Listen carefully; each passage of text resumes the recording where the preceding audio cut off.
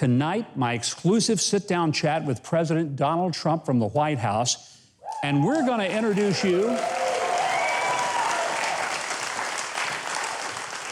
We're going to introduce you to the congressional candidate that is turning Baltimore and the country upside down with her powerful social media campaign that has already been viewed by over 10 million people, which is about 20 times the number of people who actually watched the Democrats' convention this week. Yeah. Now, on our In Case You Missed It feature that's in the show sometimes, and otherwise it's on our digital offerings at Huckabee.tv every week, we tag that feature at the end by saying, "We read the news, so you don't have to." Well, this week, I watched the Democrat convention, so you didn't have to. Now, maybe you wanted to watch it. And if so, we'll find you an 800 number where you can call and get some help. Hey, it was like 4 nights of watching a Zoom call of an insurance seminar trying to sell dental insurance to meth heads who didn't have any teeth. That's about how much fun it was.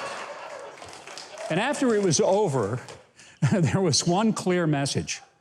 They don't like President Trump. Not even a little bit. But the other clear message was that they really didn't seem to like Joe Biden either.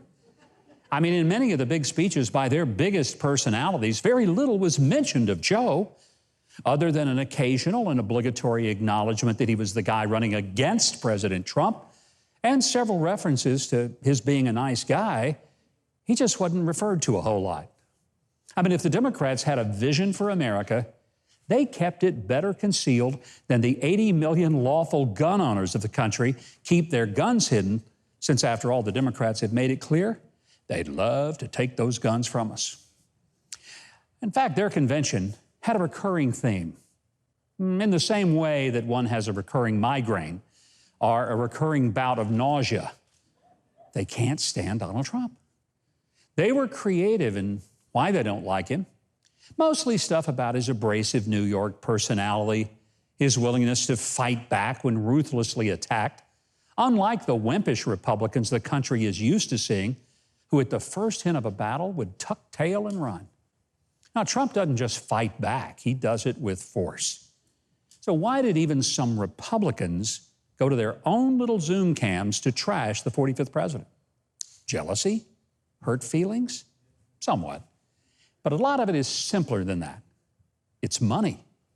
Elite establishment of Republicans have lived in D.C. for decades, whether in or out of power, and they've gotten rich doing it. Trump came in and has really messed up the game. He doesn't depend on them. He doesn't do the things that the good old boy way has always been done and would always keep them employed in either government, media, or think tank jobs. And then he had the audacity to fight for the folks the elites of neither party ever really cared about, well, except to get their votes. I'm talking about the working class men and women of America whose jobs were lost to China and Mexico and whose country was sold out to Hollywood, Silicon Valley, Wall Street, or DC lobbyists. What the Democrats didn't do was lay out what they would actually do if given the power. But they've already told us during the debates and in their platform and in their speeches to their activists, here's what they'll do. They will raise your taxes a lot. They will open our borders and look the other way when people enter illegally.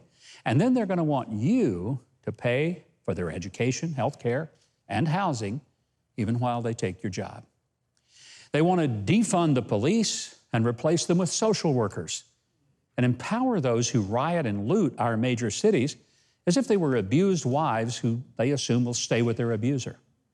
They will allow abortion for any reason at any time, regardless if the baby is an innocent person, and they're going to want you to fund the destruction of the unborn baby.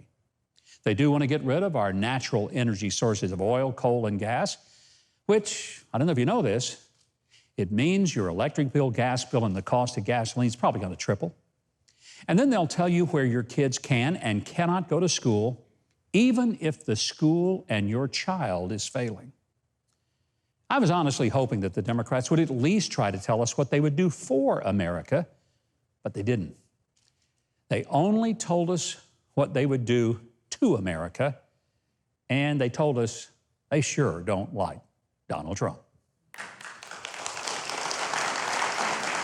Now, if you want more videos like that one, hit the subscribe button below and the notification bell right next to it. And if you leave a comment, positive or negative, I'll be sure that my dog Toby sees it and responds to you in kind.